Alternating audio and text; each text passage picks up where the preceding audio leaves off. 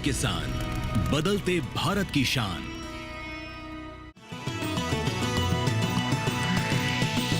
DD किसान, बदलते भारत की शान।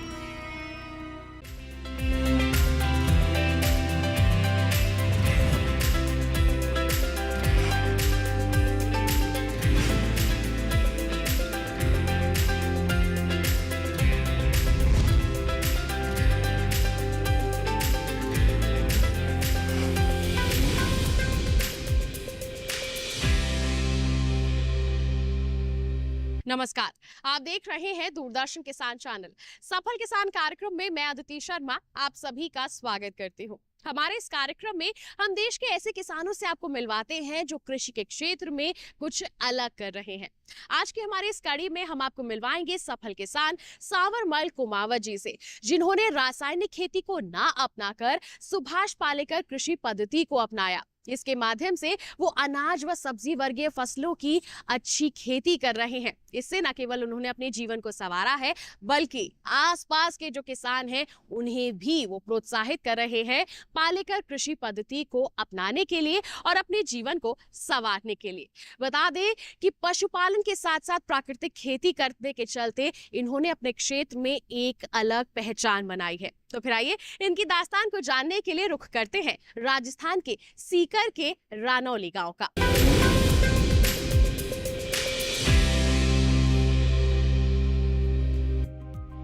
राजस्थान का सीकर जिला यूं तो खाटू श्याम भगवान जी के मंदिर के लिए प्रसिद्ध है।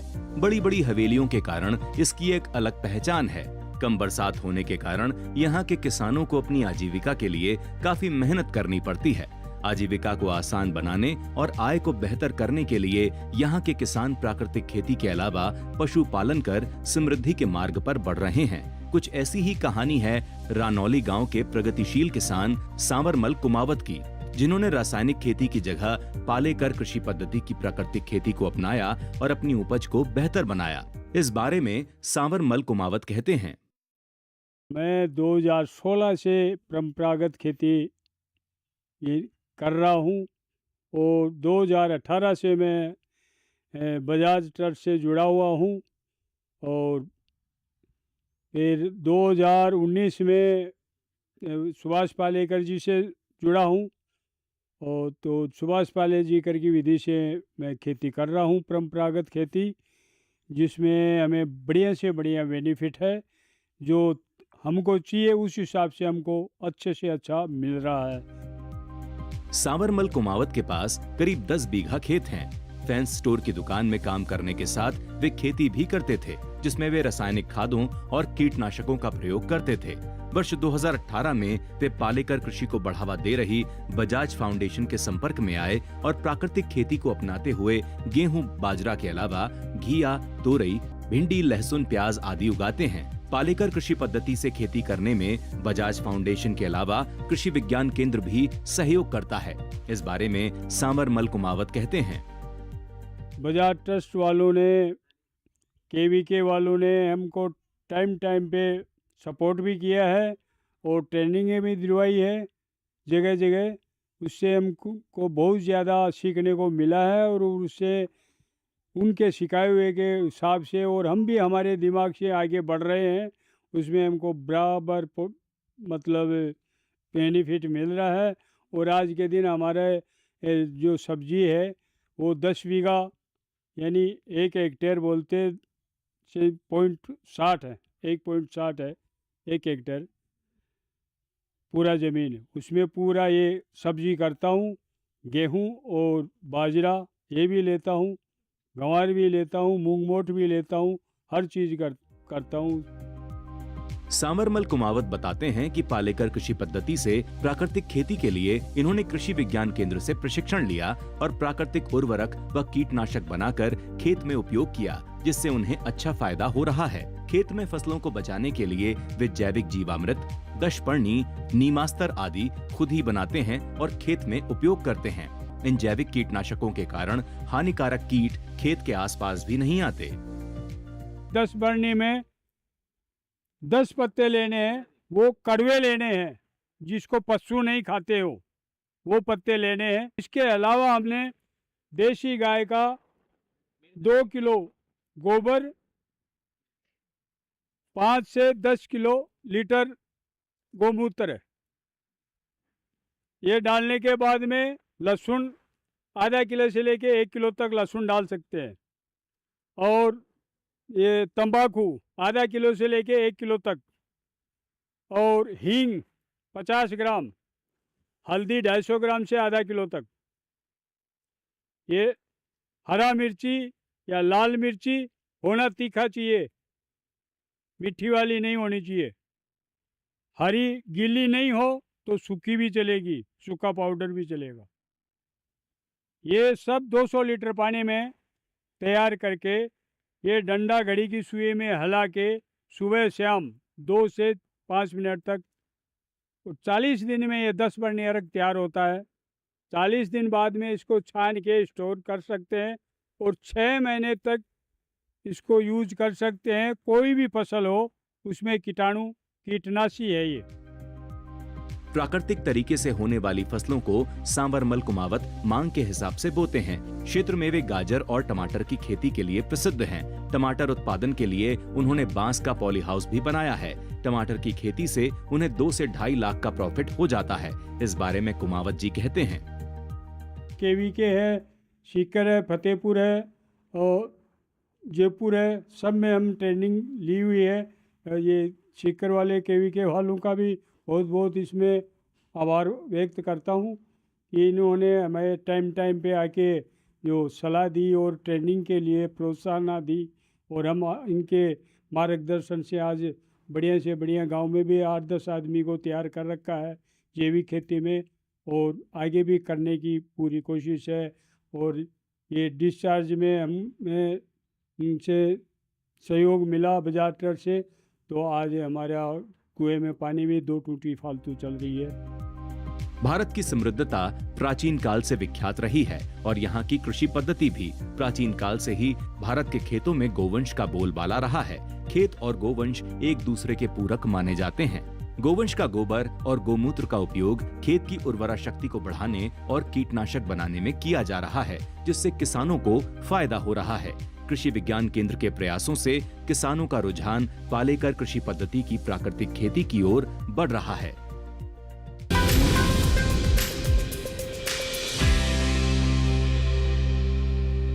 यहाँ वक्त हो चला है एक छोटे से ब्रेक का। आपका हिम्मत जाइए। ब्रेक के बाद हमारे सफल किसान सांवरमल कुमावत जी के बारे में और भी अधिक जानकारी हासिल करेंगे और साथ ही साथ प्राकृतिक खेती को आगे बढ़ाने की दिशा में काम कर रही सीकर की एक संस्था के बारे में भी जानेंगे। बने रहिए दूरदर्शन किसान पर, देखते रहिए कार्यक्रम सफल किसान।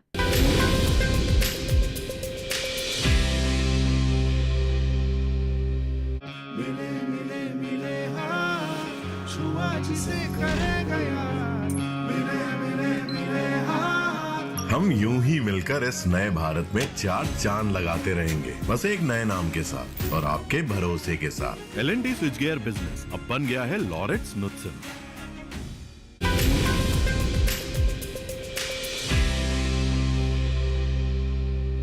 ब्रेक के बाद दूरदर्शन किसान के कार्यक्रम सफल किसान में आप सभी का फिर से स्वागत है।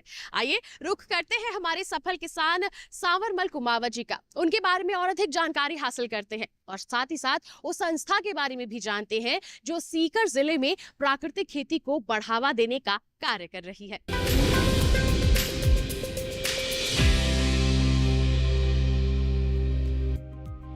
खेतों में रासायनिक खादों के चलते उगने वाली फसलों के दुष्प्रभावों को देखते हुए केवी के द्वारा किसानों को पालेकर कृषि की प्राकृतिक खेती की ओर मोड़ने का प्रयास किया जा रहा है। इसे देखते हुए सांवरमल कुमावत भी युवाओं को प्राकृतिक खेती को अपनाने की सलाह देते हैं। मैं युवाओं को सबको यही शिक्षा दे रहा हूँ कि ये परंपरागत खेती अपनाए, जहर नहीं अपनाए, खुद खाएं, पड़ोसियों को खिलाएं। विदेश दूसरे देश गांव में देनी है तो उसका भाव ज़्यादा लेके दो, लेकिन गांव वालों को वही भाव में दो, ताकि अपने भाई खा के स्वस्थ रहेंगे, अपन स्वस्थ रहेंगे, अपने भाई स्वस्थ रहेंगे। पालेकर कृषि पद्धति से खेती करने में गाय का विशेष महत्व है। गाय के गोबर और गौमूत्र से जैविक खाद और कीटनाशक बनाए जाते हैं। पालेकर खेती में गाय के महत्व को देखते हुए सांवरमल कुमावत ने गाय और बकरी पाल रखी है। गाय के गोबर से वे वर्मी कंपोस्ट बनाने और पॉली हाउस में टमाटर की खेती कर अपनी आमदनी बढ़ाना चाह रहे हैं। इस बारे में वे कहते हैं, परंपरागत खेती में सबसे महत्व है देसी गाय का। वो देसी गाय मेरे पास 2 गाय है अभी इस टाइम पे, और स्टार्टिंग में मैं 16 में 1 गाय पकड़ी थी। उसकी अभी 2 गाय है, अभी एक तीसरी बछड़ी भी हो गई है। लेकिन अच्छा उसका गोबर ज़्यादा जीवामृत में काम में ले लेता हूँ, घन जीवामृत भी बनाता हूँ। और केवीके वालों की तरफ से चलाया हुआ केचुआ अभियान वो भी मैं कर रहा हूँ। अभी भी मेरे पास इन्होंने 1 बना के दी, मैंने मेरी मर्ज़ी से 1 और बनाई है। और अभी ये ऐसा सोच रहा हूँ कि ये उद्यान विभाग वालों से पूरा शेड बनवाऊँ, केचुए का बड़ा फार्म चालू करूँ, क्योंकि लोगों की मांग हो रही है इस टाइम पे। उसकी मांग हो रही है, हमारे पास गोबर है और हमको मजदूरी की ज़रूरत है, तो उसको सोच के मैं केचुए का प्लांट भी अब की बार लगाने का प्लान है मेरा। किसान फसल उत्पादन करें और उन्हें अपना उत्पाद बेचने के लिए परेशान ना होना पड़े तो वो खेती पर पूरा ध्यान लगाते हैं। सांवरमल कुमावत को अपने उत्पादों को बेचने के लिए परेशान नहीं होना पड़ता। वे बताते हैं कि सीकर की मंडियों में उनका माल आसानी से बिक जाता है। लोग उनके उत्पादों को खरीदने के लिए एडवांस में ऑर्डर करते हैं, जिससे उन्हें अच्छा मुनाफा होता है। मार्केटिंग का हमें अभी बजाज वालों ने वहाँ इसका स्मृति भवन के पास से हमारा मार्केट लगा के दिया है उन लोगों ने, बजाज वालों ने। उसमें कांटा टेबल ये सब उनका दिया हुआ है, बोर्ड भी दिया हुआ है। और 3 जगह उनका चुना हुआ है, दितवार, बुधवार और शुक्रवार। 3 दिन उनका मार्केट लगता है। 2 दिन स्मृति गार्डन, 1 दिन का उधर बढ़िया से बढ़िया बिक्री हो जाती है। एडवांस ऑर्डर आ जाते हैं, यहाँ से तोल के चले जाते हैं। हम वहाँ गए और उठा के दिया और रिटर्न। 1 घंटे के अंदर हमारा सारा सामान बिक जाता है और मार्केट से 10 से लेके 20 रुपया मुनाफा मिल रहा है हमको। किसानों की आय को दोगुना करने की दिशा में काम कर रही केंद्र व राज्य सरकारों की योजनाओं का लाभ किसानों को मिल रहा है। सांवरमल कुमावत ने भी इन योजनाओं का लाभ लिया है। वे कहते हैं कि फव्वारा पद्धति से पानी की बचत होती है। राजस्थान में पानी की समस्या को देखते हुए कई संस्थाएं किसानों को पानी बचाने, पालेकर खेती को अपनाने के लिए काम कर रही हैं। इस दिशा में काम कर रही एक संस्था बजाज फाउंडेशन के अपूर्व नयन बजाज कहते हैं, शुरुआत में हमारे संस्था का फोकस धर्मशाला, मंदिरों और गौशाला में काम आगे बढ़ाने का फोकस था। मेरे दादाजी कमल नयन जी ने ये काम अपने पिताजी और दादाजी जमनालाल जी और कानीराम जी के नाम पे ये संस्था की स्थापना की। करीबन 15 वर्ष से हमारा फोकस शिफ्ट हुआ है ग्रामीण विकास की ओर, कि हम ग्रामीण विकास को बढ़ावा कैसे दें, वर्षा का जल कैसे रोका जाए। पीने के लिए टाँके बनाते हैं हम, और वर्षा का जल छत पे रोक के, गांव में रोक के, खेतों पे रोक के धरती के नीचे वापस रिचार्ज कैसे किया जाए, उस पे हमारे कार्य गतिविधि चलते हैं। सरकार के सारे योजनाओं में हम सपोर्ट करते हैं और बढ़ावा देते हैं, और जहां सरकार नहीं पहुंच पा रही है वहां ट्रस्ट का योगदान रहता है, फाइनेंशियल सपोर्ट रहता है, मॉरल सपोर्ट रहता है, टेक्निकल सपोर्ट रहता है। हमारा जो विज़न है और मिशन है वो है ग्रामीण विकास। भारत के 70% लोग आज भी गांव में रहते हैं, और हम चाहते हैं कि ग्रामीण भारत में अगर हम अपने रोजी रोटी कमा सकें, रोटी कपड़ा मकान की व्यवस्था हो सके, और जो खेती से जुड़े 70% लोग हैं हम खेती में जीतें और खेती में प्रॉफिट कमाएं, ये हमारा लक्ष्य है। पालेकर कृषि पद्धति के प्रति किसानों को जागरूक करने के अलावा पानी के सही उपयोग के लिए सरकारी संस्थाओं के अलावा गैर सरकारी संस्थान राजस्थान में काम कर रही हैं, जिससे किसानों में जागरूकता आ रही है। किसान खेतों में बरसात के पानी का समुचित प्रयोग करके अपनी समृद्धि का रास्ता बना रहे हैं। इसमें केवीके सहित अन्य संस्थाएं प्रभावी भूमिका निभा रही हैं।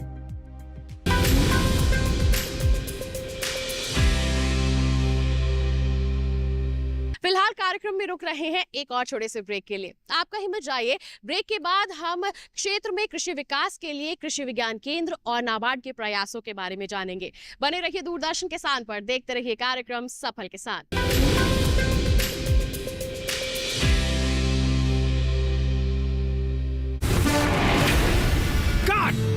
सुरक्षा की गारंटी हर चीज में जरूरी है, चाहे वो मुश्किल स्टंट हो या अच्छी फसल। इसलिए ले आइए IIL के ट्रैक्टर ब्रांड का शिनबा, जो देता है सुंडी और ट्रिप से सुरक्षा की गारंटी।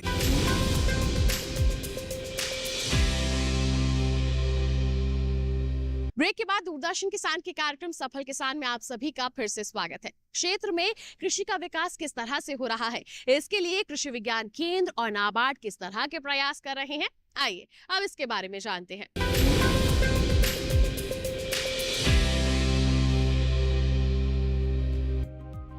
पिछले कुछ सालों में भारत ने दुनिया भर में खाद्य आपूर्ति सुनिश्चित करके प्रमुख कृषि प्रधान देश की इमेज बनाई है और ये संभव हुआ है देश के विभिन्न क्षेत्रों में काम कर रहे कृषि विज्ञान केंद्र की ओर से किसानों को मिलने वाली कृषि संबंधी मार्गदर्शन से। सीकर में स्थित कृषि विज्ञान केंद्र के बागवानी विशेषज्ञ डॉक्टर महेश चौधरी इस बारे में बताते हैं। आज हम जिन किसान भाई के पास में आए हैं, सांवरमल जी कुमाऊत साहब, ये काफ़ी प्रगतिशील किसान हैं और प्राकृतिक खेती काफ़ी समय से करते आ रहे हैं।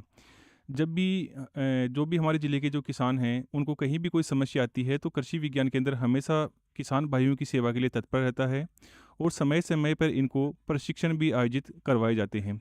जो भी किसान की मांग होती है या जो जैसी किसान खेती करना चाहता है, उसके अनुरूप कृषि विज्ञान केंद्र उनको संस्थागत प्रशिक्षण के साथ ही दक्षता प्रशिक्षण और यदि किसान के खेत पे जाकर भी प्रशिक्षणों का आयोजन करता है। साथ ही कई बार किसानों को खेत में कई तरह की कीट, बीमारियां अथवा नवीनतम जो तकनीकियों की जानकारी का काफ़ी अभाव होता है, तो उसके लिए जो भी हमारे किसान भाई हैं वो कृषि विज्ञान केंद्र में विभिन्न जो संचार माध्यम है, चाहे व्हाट्सएप हो, फेसबुक हो या जो हमारा केवीके का ऐप हो, उसके द्वारा संपर्क कर लेते हैं।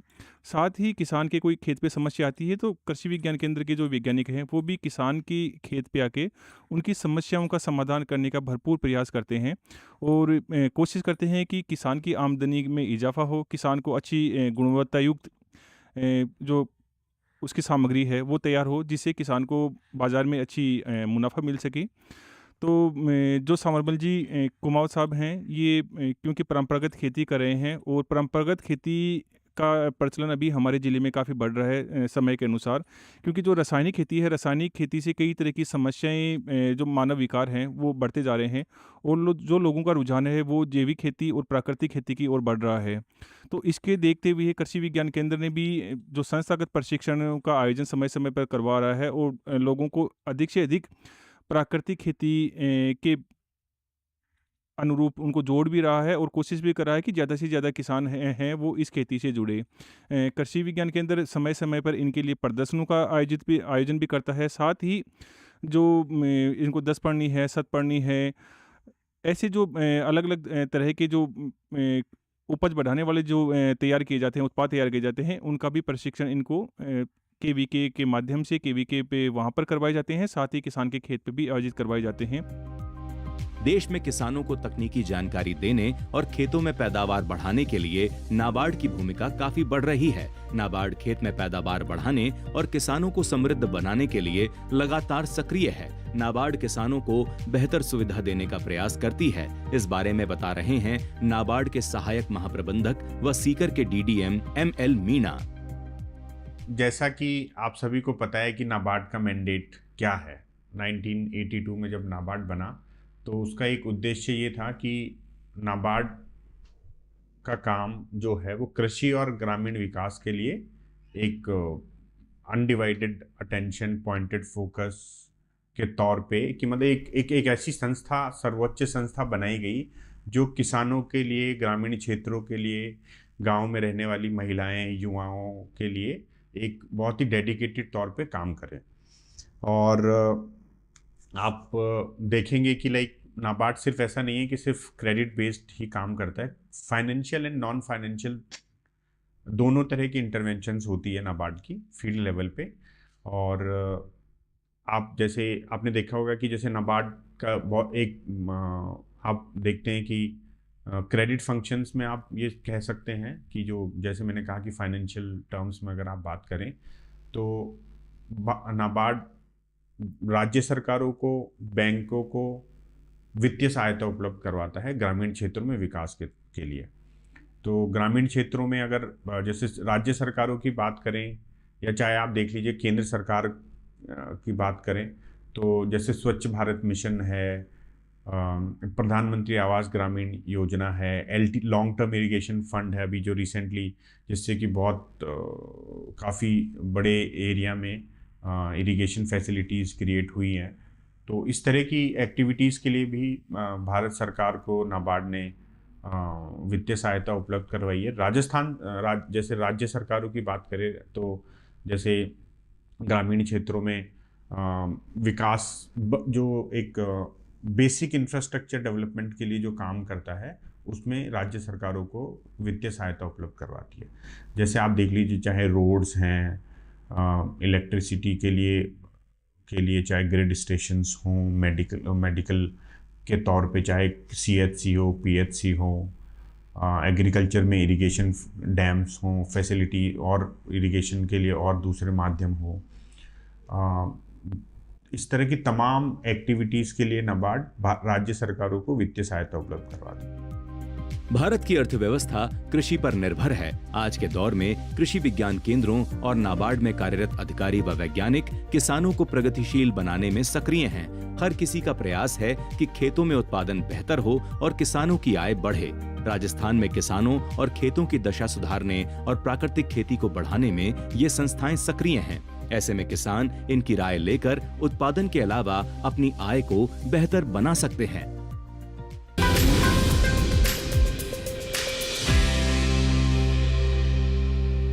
तो ये था कार्यक्रम सफल किसान। उम्मीद करते हैं कि हमारे सफल किसान सांवरमल कुमावत जी से मिलकर आप भी जरूर इनसे प्रेरित हुए होंगे और अपनी कृषि पद्धति में आप भी निश्चित तौर पर थोड़ा बदलाव जरूर लाएंगे। बता दें आपको किसान भाइयों बहनों, ऐसी ही कोई सफलता की दास्तान आप हम तक पहुंचाना चाहते हैं तो आप हमें ईमेल कर सकते हैं। ईमेल आईडी है safalkisandd@gmail.com। आप हमें पत्र भी लिख सकते हैं। पता है हमारा सफल किसान, कमरा नंबर 77, CPC दूरदर्शन, खेलगांव, नई दिल्ली 110049। तो इसी वादे के साथ कि अगले अंक में ऐसी ही अनोखी दास्तान लेकर फिर होंगे हाजिर। तब तक के लिए दीजिए इजाजत, लेकिन आप बने रहिए दूरदर्शन किसान पर। नमस्कार।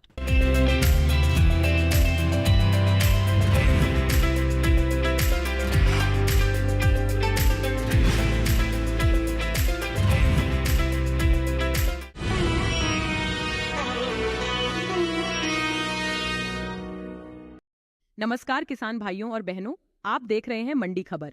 मैं हूं आपकी AI एंकर भूमि। आज हम आपके लिए लाए हैं देश भर की मंडियों से ताजा तरीन भाव। सबसे पहले गेहूं के भाव पर नजर डालते हैं। गुजरात की राजकोट मंडी में गेहूं का भाव 2,850 रुपए प्रति क्विंटल रहा। मध्य प्रदेश की इंदौर मंडी में गेहूं की खरीद 2,786 रुपए प्रति क्विंटल पर हुई। उत्तर प्रदेश की अलीगढ़ मंडी में गेहूं के सौदे 2,740 रुपए प्रति क्विंटल पर हुए। अब जानते हैं अनार के भाव। महाराष्ट्र की पुणे मंडी में अनार की खरीद 8,500 रुपए प्रति क्विंटल पर हुई। पंजाब की गढ़शंकर मंडी में अनार का भाव 6,500 रुपए प्रति क्विंटल रहा। उत्तर प्रदेश की फिरोजाबाद मंडी में अनार का कारोबार 7,275 रुपए प्रति क्विंटल पर हुआ। अब उड़द के भाव की जानकारी। उत्तर प्रदेश की कानपुर मंडी में उड़द का भाव 9,200 रुपए प्रति क्विंटल रहा। गुजरात की राजकोट मंडी में उड़द के सौदे 7,860 रुपए प्रति क्विंटल पर हुए। मध्य प्रदेश की इंदौर मंडी में उड़द का कारोबार 7,350 रुपए प्रति क्विंटल पर हुआ। सभी भाव आवक और गुणवत्ता के अनुसार हैं। तो यह था आज का मंडी भाव। आप देखते रहिए DD किसान। धन्यवाद। फ्रीडम फाइटर्स की कहानियां दिखाएंगे दूरदर्शन पर हर रविवार सुबह 11 बजे क्रिश, ट्रिश और बाल्टी बॉय।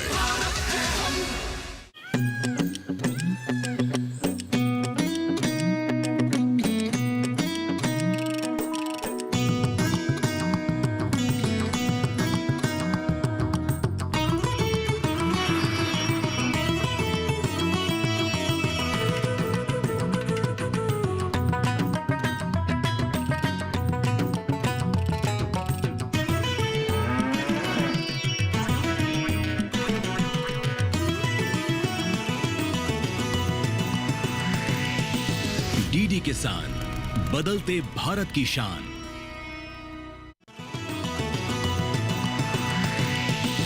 डीडी किसान, बदलते भारत की शान।